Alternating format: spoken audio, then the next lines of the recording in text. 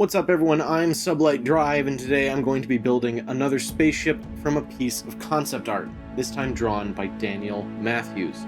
He's got some socials that I'll link below. Thank you, Daniel, for the gift of this cool spaceship. First things first is I want to put together a template. This is a fairly loose process, and I'm mainly just trying to feel out all the shapes of each panel and how they all come together. I often get questions about how I do this, but honestly I just look at the shapes, and then I draw what I imagine they look like laid flat. Sometimes I get it accurate, sometimes I don't, but that's what the paper templating stage is for. Once I have the shapes mostly worked out, I'll print everything in full size, and then get to cutting.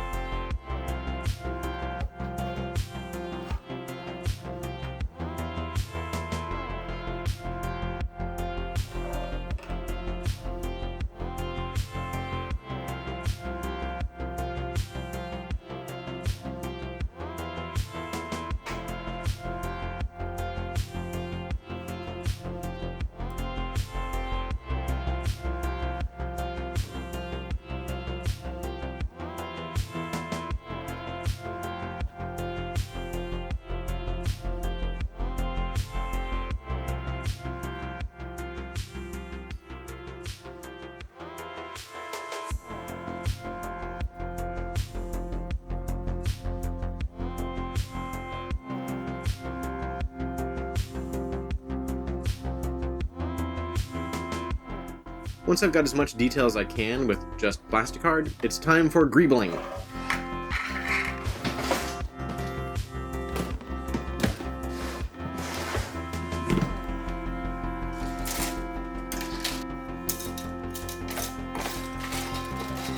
I've got more model trees than I know what to do with, but since I can never have enough, I've discovered a new favorite source for bits. These are model kits from the anime Combat Mecha Xabungle?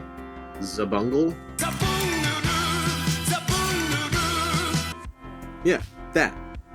Anyway, normally I don't look to gunplay kits for parts because they're kind of expensive and they don't have the kind of details that I like, but these guys are packed with all kinds of neat little machinery, and they're dirt cheap. I literally got all of these for like 15 bucks. I did watch an episode of the show, and it ain't for me, but the intro does go super hard.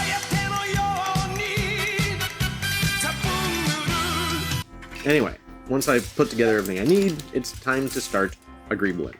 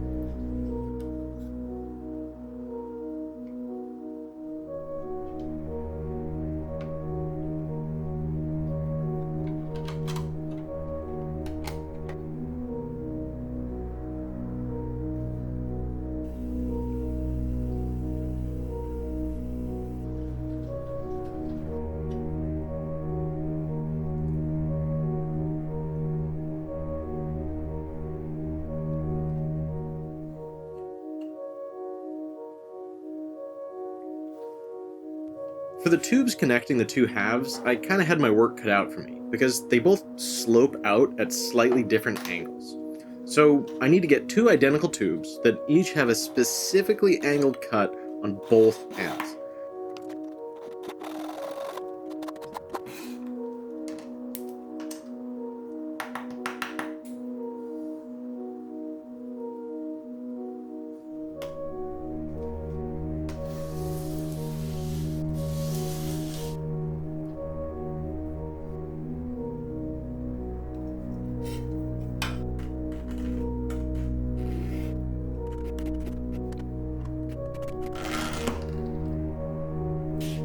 As you can imagine, I spent a lot of time going back and forth, sanding and checking to get everything right.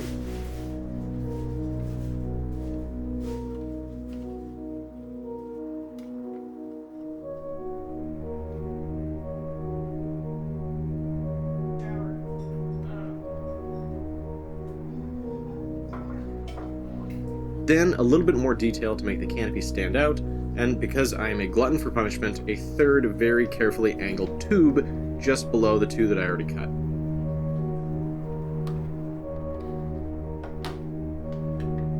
From there, everything fits together, so it's time to start painting.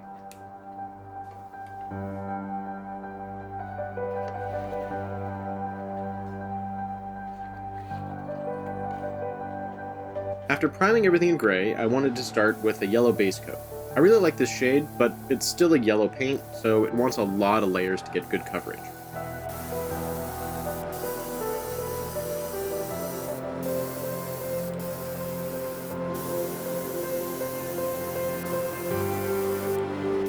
Once I had the base coat on, my next step was a paler yellow in the center of each panel to suggest some sun bleaching or wear.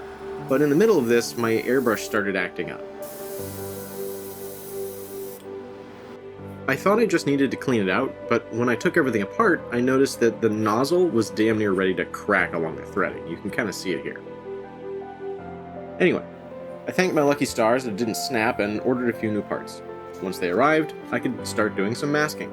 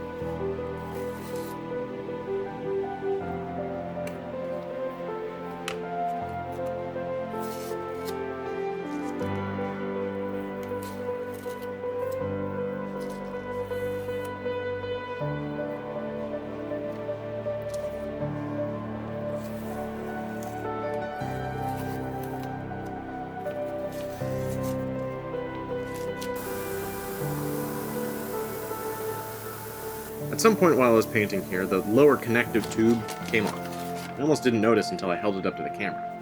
Fortunately, it was an easy fix to get it back on.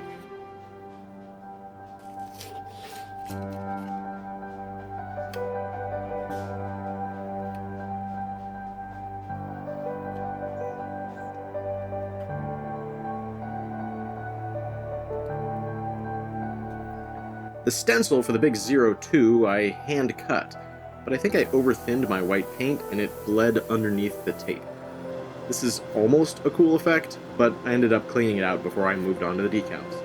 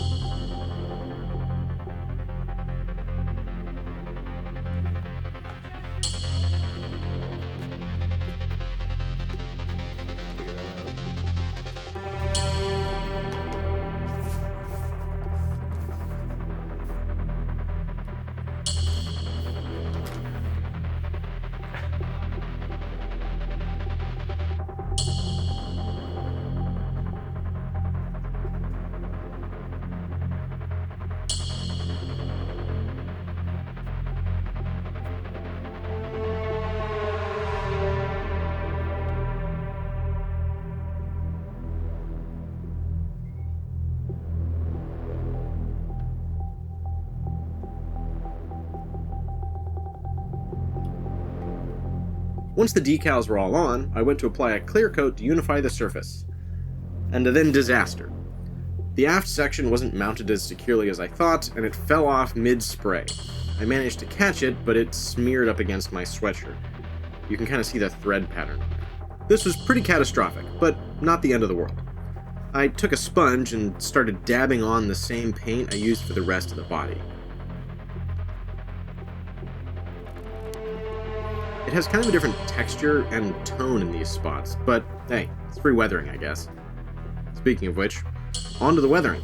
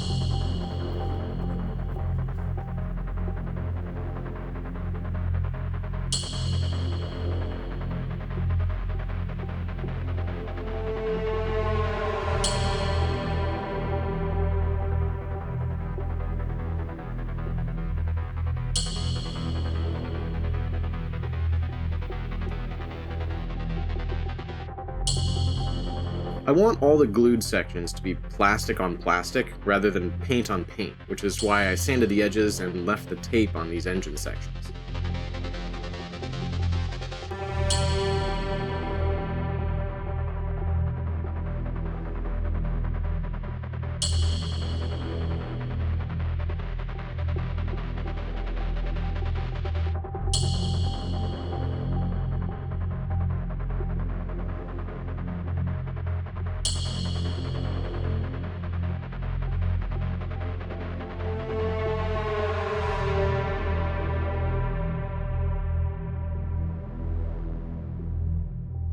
Once everything was assembled, I called it a wrap.